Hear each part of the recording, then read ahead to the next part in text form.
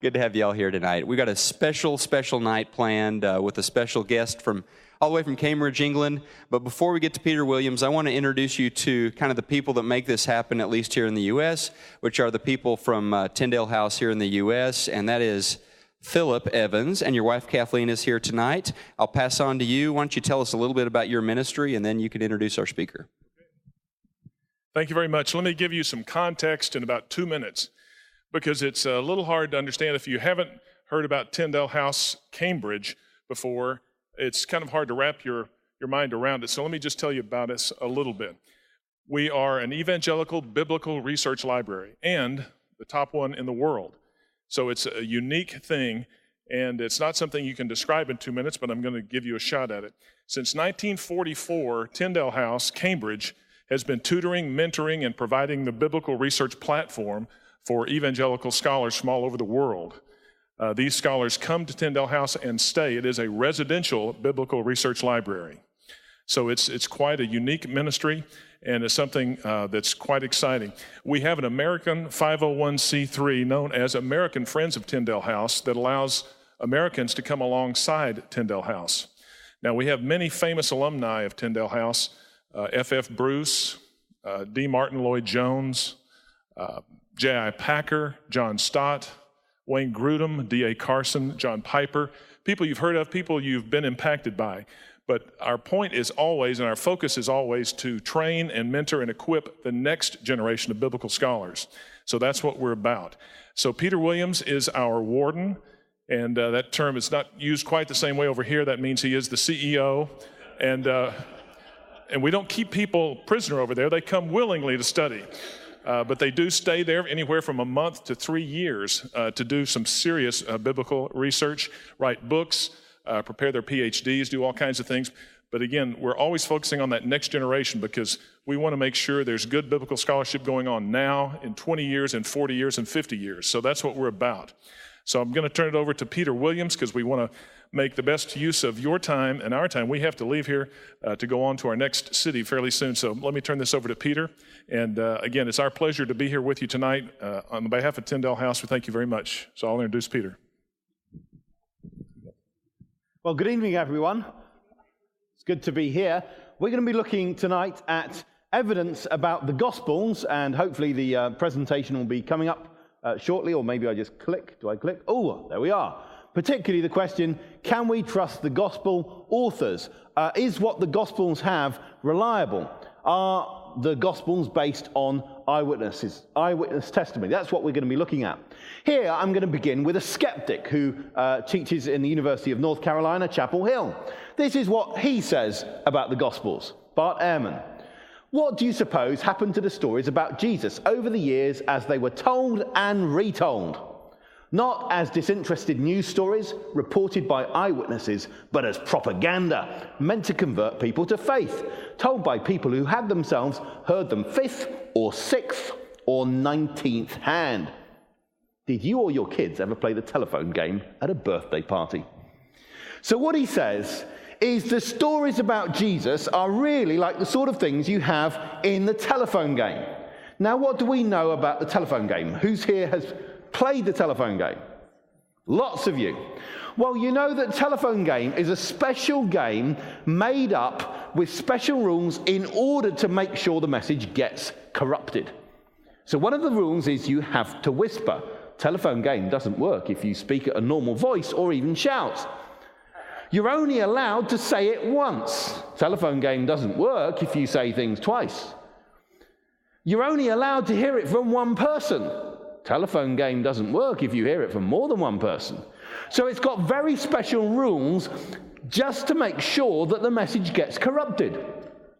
But some people compare the beginnings of Christianity to the telephone game. Now, to me, that's crazy, because that's not how normal things work. But people like this idea that gradually, as stories were told and retold, they change.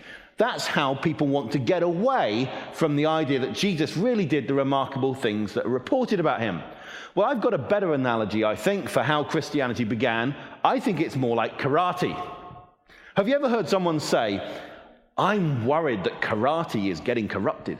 Because it's taught from one person to another to another. It might get changed. No, because you know that in karate there are disciplines. They've got checks and balances, making sure that you've learnt the lessons right. Otherwise, you won't get your belt. You see? And I think that's a better analogy for how Christianity began. But let's ask the question, where were the Gospels written?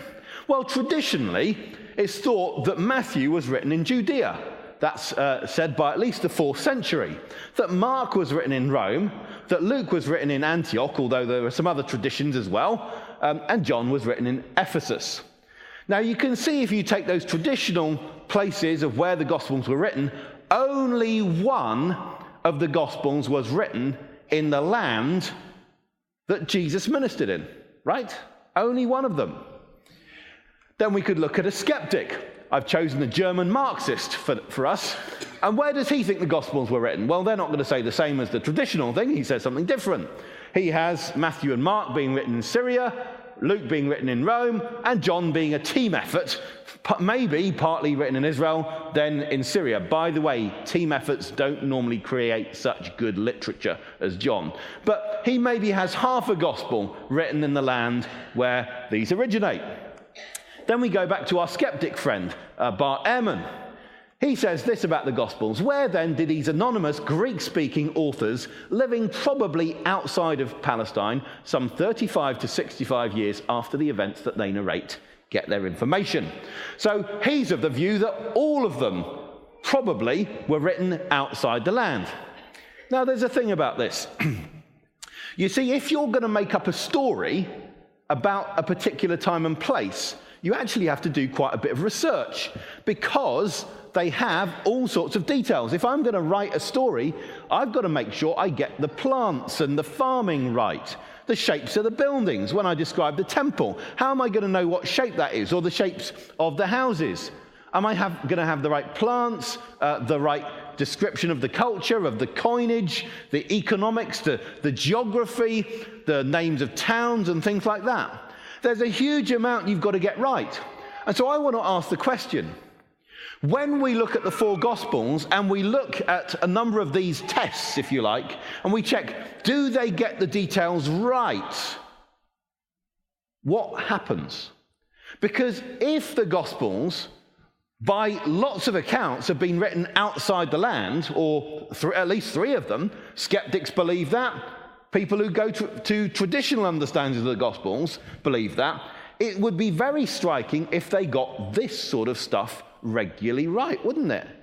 Because how would someone back then, let's say Jesus ministers in Judea and Galilee, how would someone in Syria or Turkey or Greece or Italy or Spain or France or wherever it is, Egypt, how would they get those sort of details right?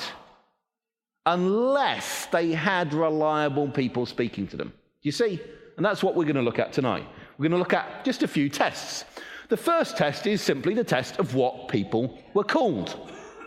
If you're going to make up a story, do the people have the right names for the time and place?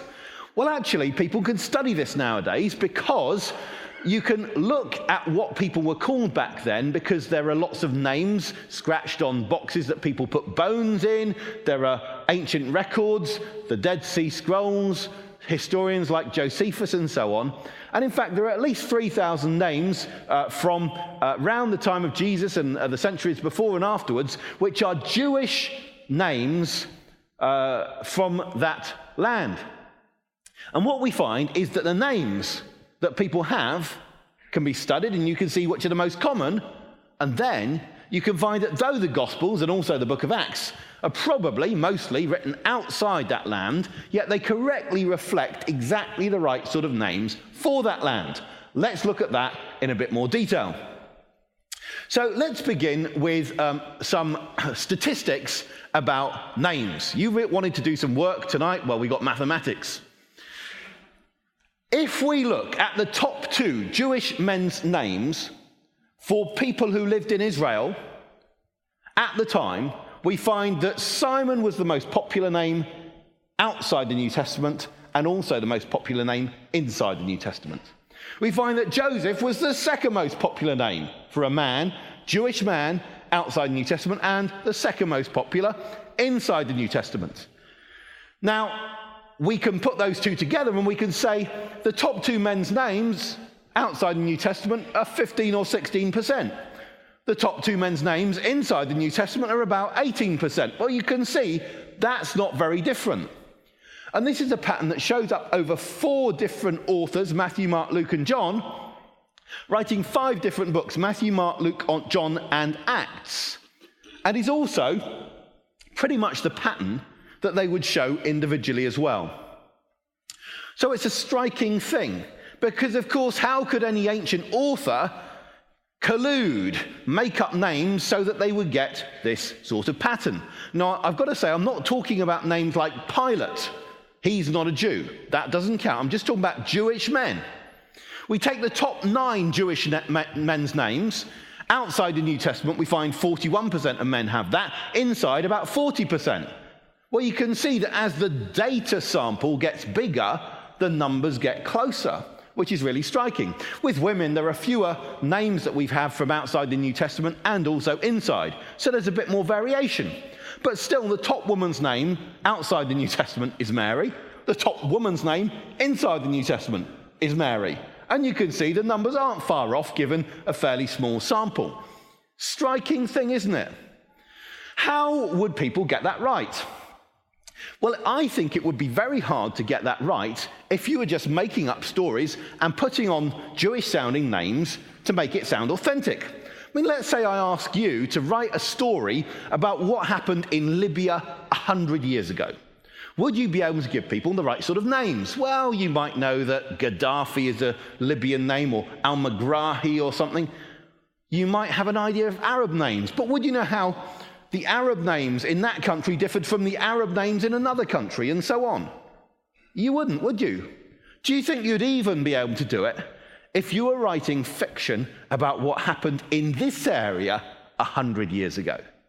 100 years ago, you've got to make up a story, have lots of characters, and actually have it so that you get the right proportion of names to each other.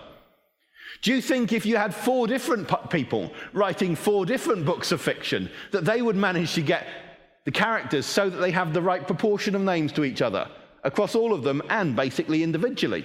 I think it would be rather tough. We can go on and we can compare the ranks of names in the New Testament, where there are 8 different Simons or Simeons, 6 different Josephs, and we can compare them with what we have in another land. Down in Egypt, there were many Jews, particularly in the city of Alexandria, named after Alexander the Great. And there, they don't have Simon as one of their most popular names. Their most popular name is Eliezer. And their second most popular name is Sabbatius, which in Israel was pretty unpopular, 68th equal. Now, have any of you ever met anyone called Sabbatius? Have any of you ever met someone called Ptolemaeus? Pappus? Why not? Because the Gospels weren't written about Jewish men in Egypt. If they had been, you probably would have had those names quite commonly, but they weren't. So you can see that if someone just said, oh, I'm going to put some Jewish names in my story, you're probably going to not get the right sort of names. But there's a further aspect to this. What if so many people are called Simon? Then you call out, Simon! And lots of men turn their head, don't they? That's a problem. So what you've got to do is what Wikipedia talks about. Disambiguate. You ever come across that term? Click on Wikipedia when there's 2 things with the same name. Tyndale House Publishers. Okay, disambiguate. You know, that's what you do. So disambiguate is what they did. So think about the Simons you know about in the New Testament. Jesus has 2 disciples called Simon. One is Simon with the extra bit Peter, or Cephas. The other is Simon the Zealot, or the Canaanite. Canaanite just means the same as zealot. It's not to do with the Canaanites who were destroyed. That's another spelling of Canaanite. Then you get the name of Mary. Mary Magdalene. Mary, the mother of James and Joseph. With Simons, you get in the book of Acts that Simon Peter stays with Simon the tanner, or the leather worker, who carries Jesus' cross. Simon of Cyrene. With whom does Jesus have a meal? With Simon the leper, who isn't a leper at the time because people are sitting around having a meal with him. Maybe Jesus had healed him, but he's got that extra bit on his name. It could be your father's name, where you were born, what your job was. It doesn't matter, but you've got to find some way of distinguishing one Simon from another Simon. And the really striking thing is this. When we look in the New Testament, they have those disambiguators with all of the most common names and not with the other ones. That's the really striking feature. Now, I need a bit of honesty here. Does anyone ever struggle to remember names? We got one person, one honest person, 2, 3, 4, 5. Yeah, a few. Quite a few of you are honest. Struggling to remember names. Has anyone forgotten the name of someone else here? Yeah? Whose name was it you've forgotten? We'll just point them out and we'll find out what it is. No, we do forget names, don't we? Why do we forget names? We forget names because there's no logical reason why someone should have that name. Sometimes there are logical reasons why they shouldn't have that name, but that's an issue for their parents. But, there's no reason that ties that name to that person. So what we find is that we are very good at remembering stories and very bad at remembering names. You can look across the room at that person whose name you've forgotten. You can probably say quite a few things about them. Who's in their family, maybe where they lived, how long they've been in the area, some of the things they've done, some of the funny things they've said, what sort of car they drive. You might be able to say all sorts of things about them, but you're in that social context and you can't remember that vital piece of information. Their name. Oh no, how embarrassing. We watch a film and we remember what happened in the film. We remember what the major characters do. We remember what the minor characters do. Can we remember the minor characters' names? Can we even remember the major characters' names? We often can think back of films and we can remember the plot, but not the major character's name. We go on holiday and we meet some interesting people. We come back and tell our friends. Do we even bother telling our friends the people's names? Nah, they're going to forget them anyway, aren't they? So you forget. You don't do that. You just tell them the story. So what we've got to remember is that names are hard to remember and stories are easy to remember. So guess what? If the Gospels have correctly got the detail that's the hardest thing to remember, isn't there every reason to think they can get the other stuff right? Who was with whom, what they were doing, where they were. That's easy compared with getting the names. And we also know that correct names don't attach themselves to stories as they get told through many different stages. So the telephone game model doesn't really work. There's no way that a story is going to be told through 5 different stages and keep the right names and exaggerate all of the other things and get that wrong. It's not going to work. And particularly, it's not going to happen for a whole load of stories. You see? So when we look at the Gospels, I think we've got a pattern of information which tells us that we have these stories not as they've been told, second-hand or third-hand, but actually we got them earlier on in the stage of transmission of stories. I think this is part of a case for evidence that the Gospels are based on eyewitness testimony. Now, I don't say that all of the Gospels are written by eyewitnesses. I think Matthew and John were written by eyewitnesses, not Mark and Luke. But I think Mark and Luke checked with eyewitnesses. They did research. So all of the Gospels are based on eyewitness testimony. We can go a bit further. Look at the list of disciples of Jesus in Matthew chapter 10. I have added in brackets next to the names of the disciples the rank of that name for Jewish men in Israel if it's in the top 99. If there's no bracket, it's not in the top 99. And look what we find. All of the most popular names have a disambiguator and the other ones don't. So Simon, ranked number 1, called Peter, disambiguator, and Andrew, not ranking, his brother. Andrew's given with reference to Simon.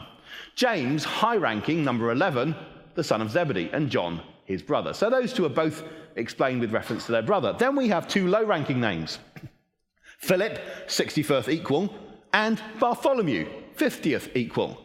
No disambiguator. Thomas, not in the top 99, no disambiguator. Matthew, high-ranking, the tax collector. James, high-ranking, the son of Alphaeus. Thaddeus, low-ranking, 39th equal, no disambiguator. Simon, high-ranking, the Cananean. Judas, high-ranking Iscariot, who also betrayed him. Now, I know there are other things going on in that list, but what we're finding is a correlation between whether it has a disambiguator and the frequencies that have been known for names only for the last decade or so. So it's quite a striking thing, isn't it? We really have evidence that this is based on good witness. Well, let's take John the Baptist. John was actually a very common name. It was the 5th most common name for a Jewish man in the land of Israel or Palestine. So that means if you just talk about John, the question is going to be, John who? So Herod says to his servants, he hears about the things Jesus is doing and he knows he's beheaded John, and he says, aha, this is John. And then you can't just say this is John, because his servants would have said, which John? So he says, this is John the Baptist. Matthew then goes on to explain what had happened to John the Baptist in the story of his beheading. So he talks about Herod and how he had seized John. Matthew doesn't need to add John the Baptist, because it's very clear when you read Matthew's story which John you're talking about. So the character in the narrative speaks one way, and the narrator, the storyteller, speaks another way, okay? And that's quite important, because characters at the time would have had to have spoken that way. Otherwise, what they would have said would have been unclear. So then, the next verse, Matthew continues and simply says that John said, but when Herodias' daughter wants his head, she doesn't just say, give me the head of John. She might have got the head of the wrong John. So she says, give me here on a platter the head of John the Baptist. At which point, all the other Johns breathed a sigh of relief. And then, in the next verse, he sent and beheaded John. So you see, the narrator speaks one way and the characters speak another way, which is the way you would have to have spoken in the land at the time. So I think this is evidence that we have reported what people actually said. Now, there is another way of explaining it, and that is that we have very clever authors who make the story look authentic by writing this way. But let's just remember, the cleverer we make the story writers, the harder it is to say they got it wrong through bungling incompetence, right? So often what people like to do is they say, oh, Christianity is all a conspiracy, and oh, they were so stupid they got it wrong. Let's remember, conspiracies require the Christians to be super clever, and they got it all wrong through being stupid requires them to be stupid. What about that sort of middle way, that they were neither particularly clever nor particularly stupid, they were just particularly middle? Is there anything wrong with that? Is anyone feeling they're middle-ish? Well, anyway.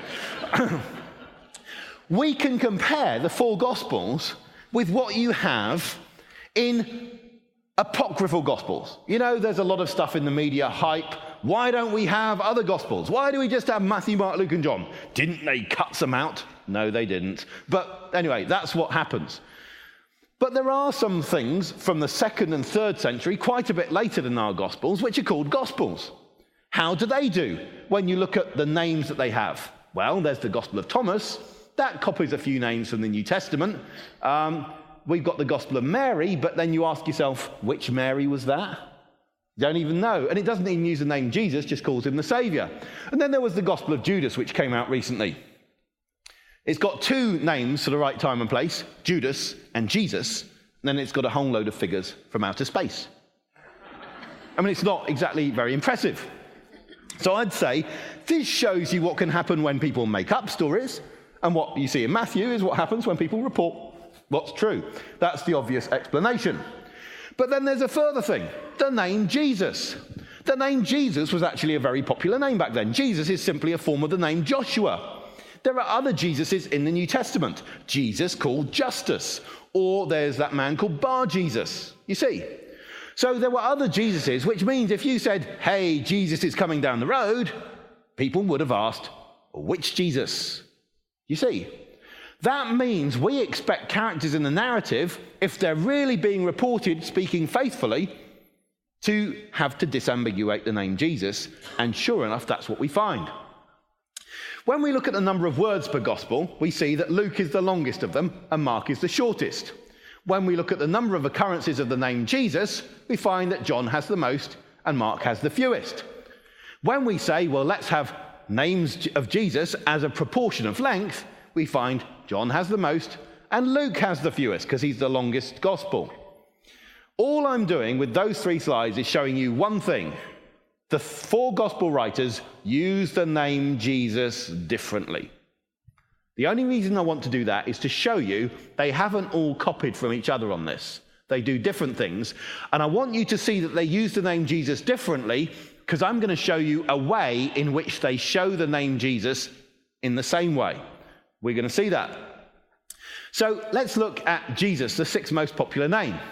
The narrator in Matthew's gospel simply says, one time they did what Jesus told him. The very next occurrence, the crowds call out, this is the prophet Jesus from Nazareth in Galilee. You see, when you say where he comes from, that specifies which Jesus you're talking about. Then the next thing is Jesus went into the temple. You go on. Chapter 26. Jesus said to him. But then the next occurrence of Jesus is in speech. And then a servant girl comes up to Peter and says, you were with Jesus, the Galilean. A slightly more clued up servant girl says, this man was with Jesus of Nazareth. But the next occurrence of Jesus is simply plain Jesus, because it's not in speech. You see? So narrator speaks one way, characters in the narrative speak another way. We could look at it when Pilate calls out to the crowds, whom do you want me to release for you, Barabbas or Jesus? No, he doesn't say that. Barabbas or Jesus, who's called the Christ. You give that disambiguated. You see, he says it again. What shall I do with Jesus, who's called the Christ? Over the cross, Jesus, King of the Jews.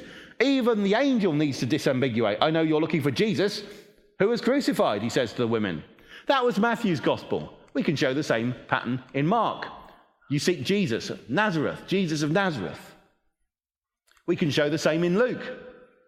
What do we have to do with you? Call out the demons. Jesus of Nazareth. Jesus, son of the Most High God. Not every Jesus claims to be that. Jesus, teacher. Not every Jesus is a rabbi. Have mercy on us. There's this lovely one in Luke, chapter 18, where the crowd tells the blind man, they told him Jesus the Nazarene was passing by. Well, you say, well, that's not in speech. But hang on. It's what they reported, isn't it? They reported to him that Jesus the Nazarene was passing by. And he called out saying, Jesus, son of David, have mercy on me. Now, you might think there's an exception when the thief on the cross calls to Jesus and says, Jesus, remember me. But that's a one-to-one conversation, quite a different thing. And people on crosses don't waste words. So it's a very different thing.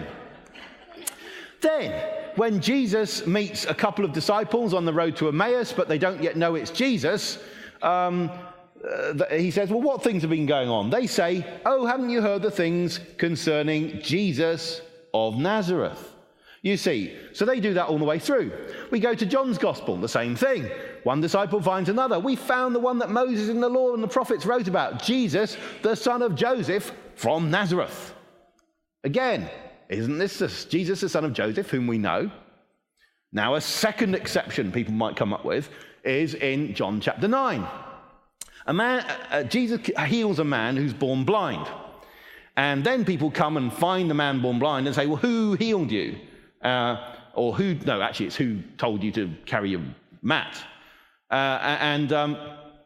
He says, the man called Jesus did it. But the point about this story is he doesn't yet know Jesus fully. The whole of chapter 9 will see how he receives his sight physically, then he receives his sight spiritually. So if you want to portray someone as only having half knowledge of Jesus, then he only really knows half the way of identifying him. And then, in the garden, people come to arrest Jesus. Whom are you seeking? He says, twice. Jesus of Nazareth, they reply. They can't just say Jesus. There were probably some Jesuses in the crowd that had come to arrest him, you see. So it's a striking feature across all 4 Gospels, and no one noticed that until a couple of years ago. At least, I don't think anyone noticed it. Never heard of it. Anyway, and over the cross, Jesus of Nazareth, the King of the Jews. So what I'd say is I can't prove this is true, but the pattern of names that you have in the Gospels is not the sort of pattern you would expect if things were made up. It's what you'd expect if they really were reporting what happened. That's what you'd expect. So that's the first test. More briefly, the test of geography. Do they get the places right? That's simply what we're going to ask. There's actually loads of geography in the Bible, and I think God has written it so that you can know it's trustworthy. I mean, think about it, obviously. If the Gospels were written outside Israel, how on earth did people know travelling times, where the land goes up and down? When it says just simply in Matthew, Capernaum by the sea, you think, well, how did they know Capernaum was by the sea? How would you look that sort of thing up? It's not as if there were bookshops in Rome where you could get a description of Israelite villages. I mean, no one in Rome was interested in reading about that. No one's going to copy out a book for someone random to walk in and say, I want to find out about Israelite villages so I can write a fictional story. No, it just doesn't happen. If the books that were written about geography were all the great places you needed to visit before you died, maybe somewhere in Egypt or something, some great temple, but not these sort of places. So when we look in the New Testament, we see how the Gospels record the various places that Jesus did things. The most commonly mentioned place is, of course, Jerusalem. Then Nazareth, where Jesus was brought up, Capernaum, where he moved when he was a young adult, and a number of other places, including some pretty obscure names. All of them fit the sort of pattern. They work as Hebrew or Aramaic names. They're not made-up names.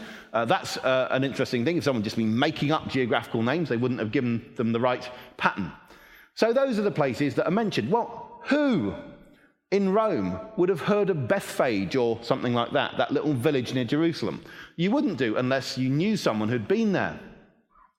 We then compare it with some apocryphal Gospels. I got 16 that could be Gospels from the 2nd and 3rd century. Whereas the 4 Gospels have 12 to 14 towns each, a total of 23, the Gospel of Philip, which is a pretty long text, only has 2 names of towns from Israel. One is Jerusalem, which is, of course, the capital, so that's not very impressive knowledge. And the other one is Nazareth, which is in Jesus' name, so it's easy to get that. Although the Gospel of Philip seems to think it's his middle name rather than a place, which is not very impressive. A couple more Gospels. They each mention one place, one town, and it is Jerusalem, which is the capital, which everyone had heard of. And then the 13 other ones we looked at. Well, they have none. So if you want all of the correctly placed towns in these 16 apocryphal Gospels, you have one, and it is Jerusalem, which is the capital. So this is what happens when people make up stories. If you want to make up a book of historical fiction, I was thinking about writing a story. It probably wouldn't be a good one, but what put me off was the thought it would be a ton of work if I had actually to research the time I was going to set the story. You see, it would be loads of work. I thought, nah, don't like that. So there we are. I still just tell it to my kids. Now, we looked at the number of words per gospel already. That's those 4 left-hand columns. I also have given you some of these apocryphal gospels on the right. Gospel of Philip, Thomas, Judas, Peter, and Mary. Peter and Mary look a bit too short because they actually don't survive in their entirety. But you can see our gospels are longer than these things that get all the hype in the media. I want you to stare at those 4 left-hand columns, these ones here, and I'm just going to change slide from the numbers of word per gospel to the number of place names per gospel. Number of words per gospel, number of place names per gospel, number of words per gospel, number of place names per gospel. Do you notice anything? Well, firstly, those apocryphal gospels don't have many place names. I'm not just talking about town names, which is the last thing I talked about. I'm talking about place names, which includes rivers or a place like Golgotha and so on. But we also noticed that these guys basically kept the same shape, didn't they? These 4 left-hand ones. So if I say, let's have place names per 1,000 words, I find a remarkable pattern. Apart from this thing that's too short and therefore a statistical bump, these guys, which are all long texts, Matthew, Mark, Luke, and John, all have the same proportion of place names. Not number, proportion. You can check this. You can get your English translation if you can do anything computering. Get the text electronically, just get the capitalized words, strip out the ones that aren't place names, and just run it through. Check. It's not hard to do. But the point is, they have the same proportion. How can we explain it? I have an explanation. Luke says to Mark, "Hey, Mark, how many words do you have in your gospel?"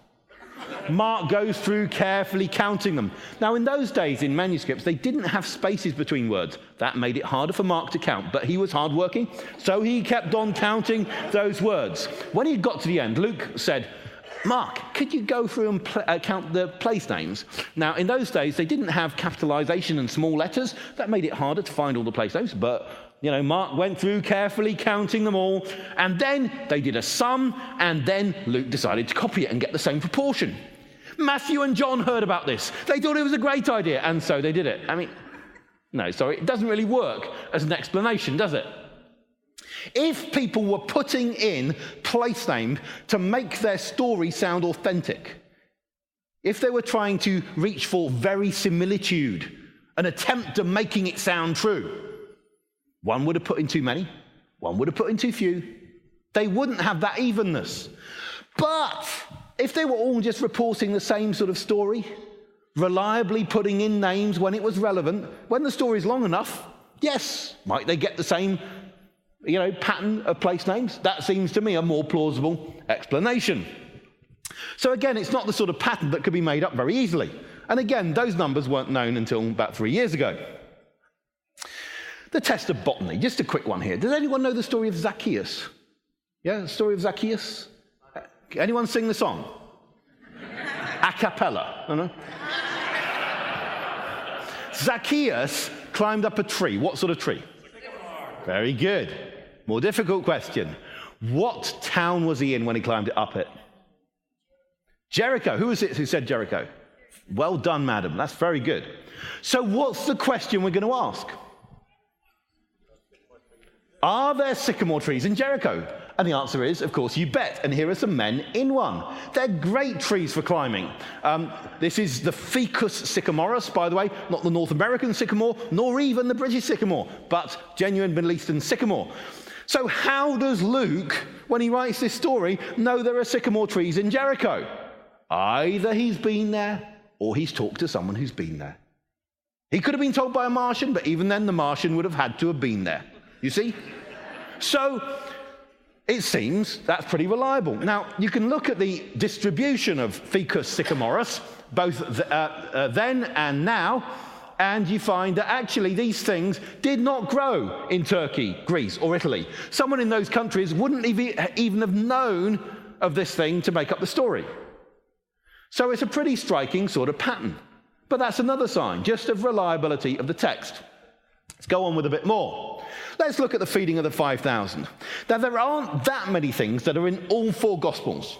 All 4 Gospels have the passion of Jesus and the resurrection, but they don't have all 4 reporting one miracle with the exception of the feeding of the 5,000. So we're going to look and see, is this reliable reporting?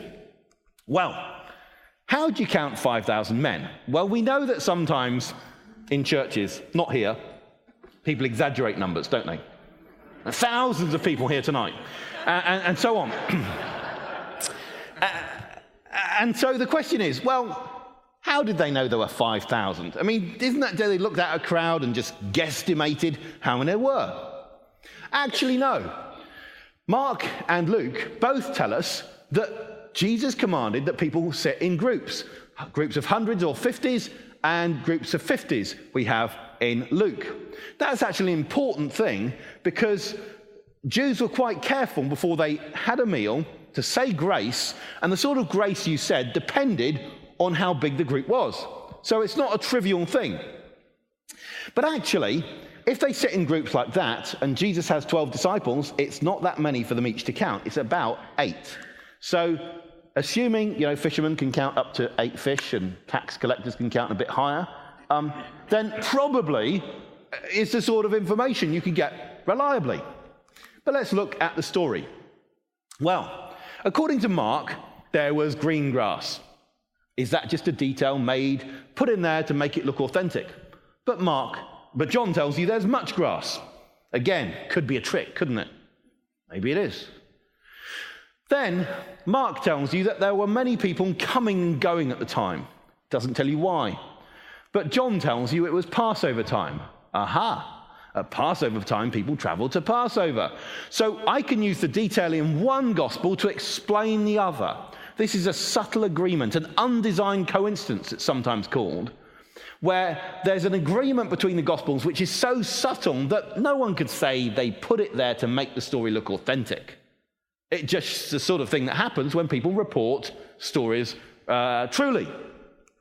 Then, in John's Gospel, Jesus asked his disciple Philip where to buy bread from. A couple of verses later, Philip replies. 3 verses later, Andrew replies. Well, why does Jesus ask Philip, and why do Philip and Andrew reply?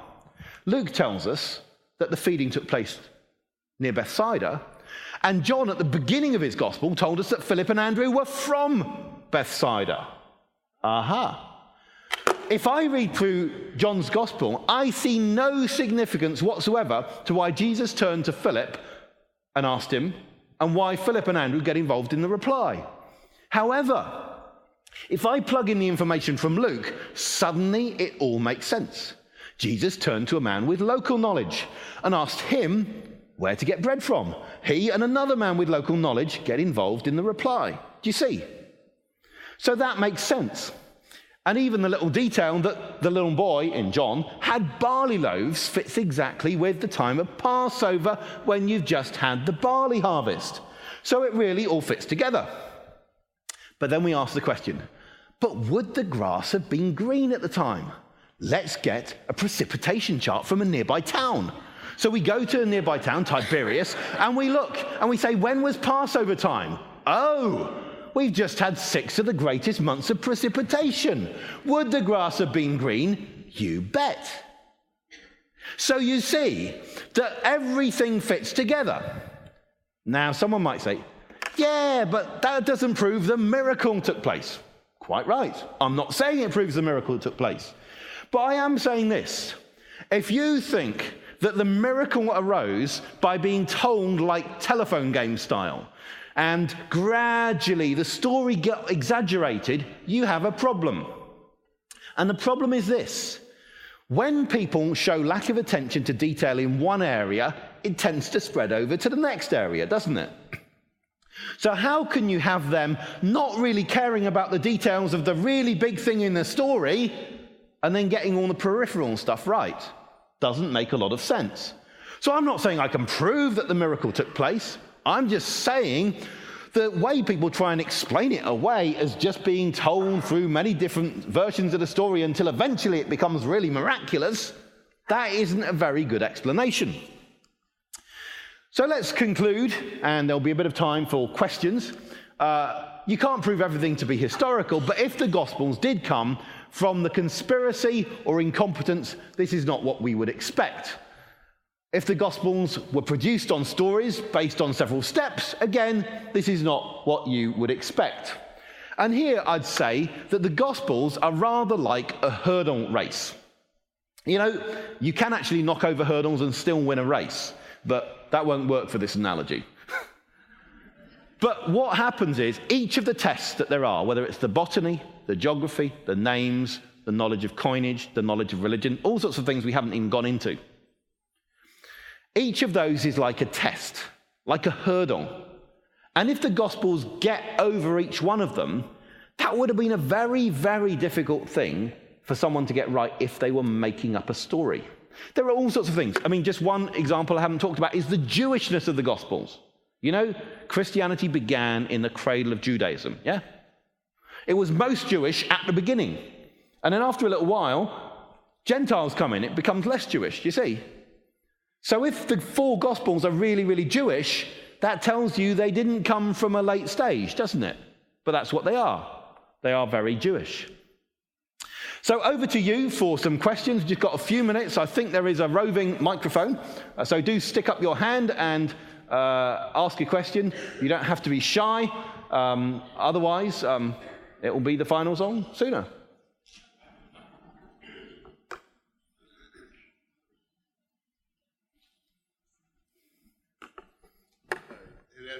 In the lobby relative to your future at such a very young age, and you had a very interesting reply. Would you share that with the group? He asked me about my future in general. Okay, well, thank you for that question. I'm hoping to be at Tyndale House in Cambridge, Lord willing, for the future. Obviously, they say the way to make God laugh is to show him your plans.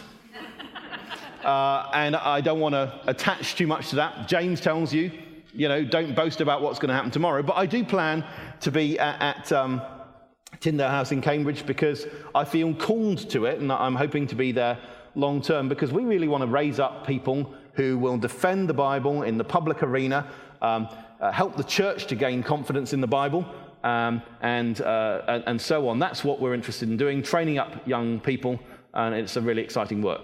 So, thank you.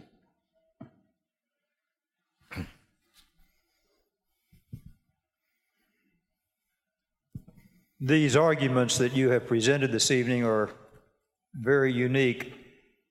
How long have they been in development? That's a good question.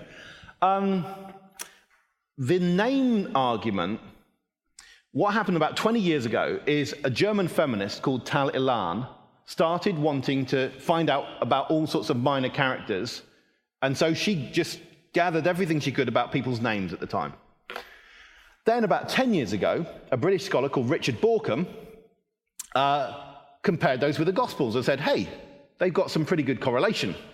I then took that argument in the last, say, 4 or 5 years and have added a number of features to it, both the things about what's in speech marks and so on that people hadn't spotted before. I think I spotted that a couple of years ago. The whole idea of names being difficult to remember.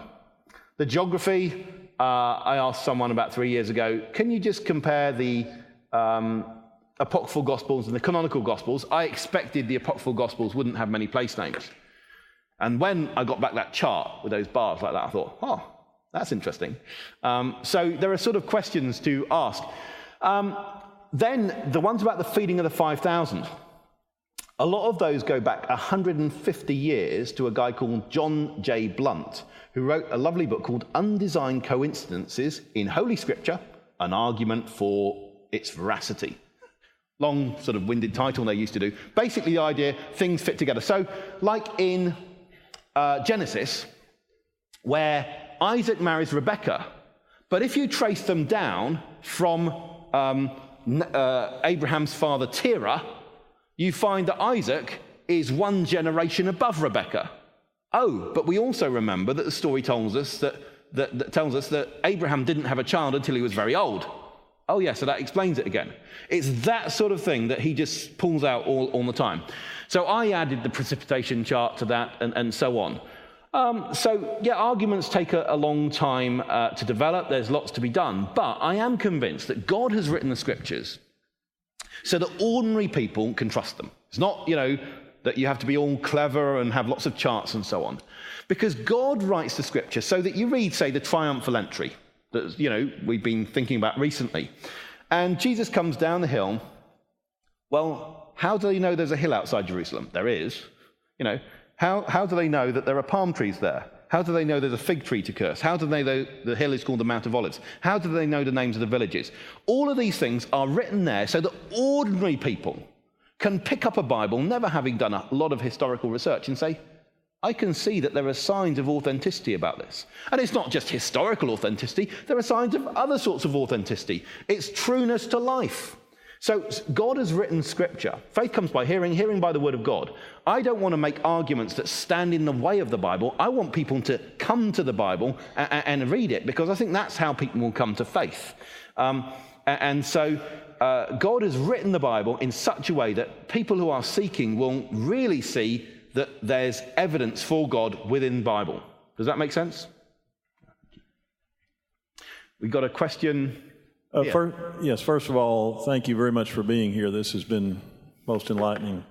My question is that I once heard Bart Ehrman, whom you referred to on the radio, talking about the differences in the resurrection accounts in terms of the identity of the women who came and so forth, and using this as a reason, I suppose, to doubt the authenticity. Recently, in reading something from N.T. Wright, he actually uses this as a reason to say it is more authentic. And I would ask you, what is your view of this? Yeah, I when I look at the resurrection accounts, I see lots of signs of authenticity.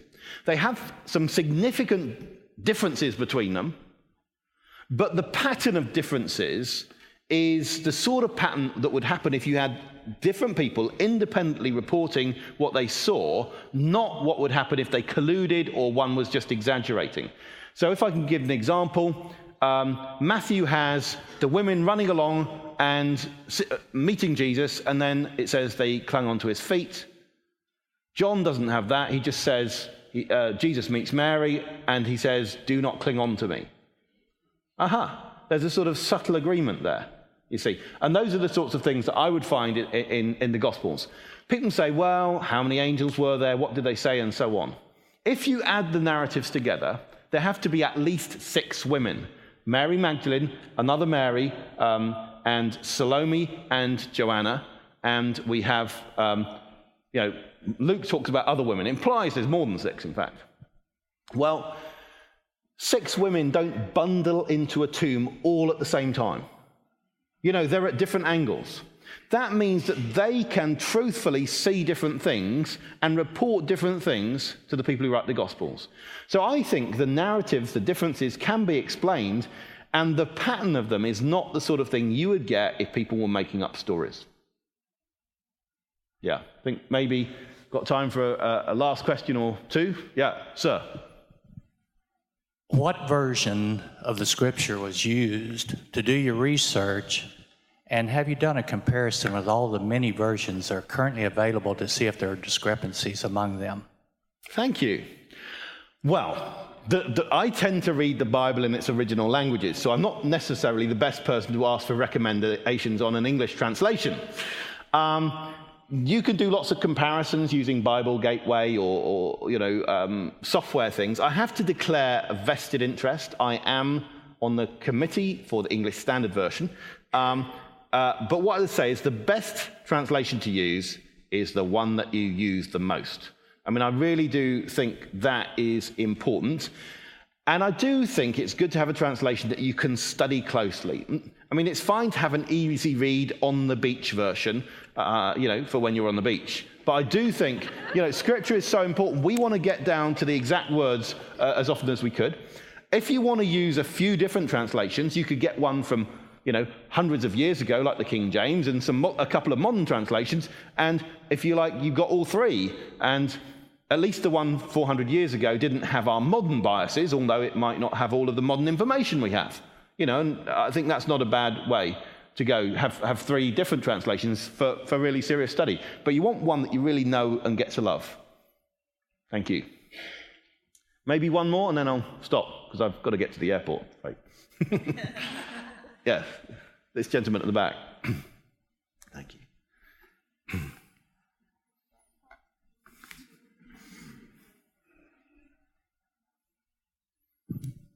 Speaking of names, Matthew and Luke use 2 different genealogies for Jesus. Mm-hmm. What's the difference?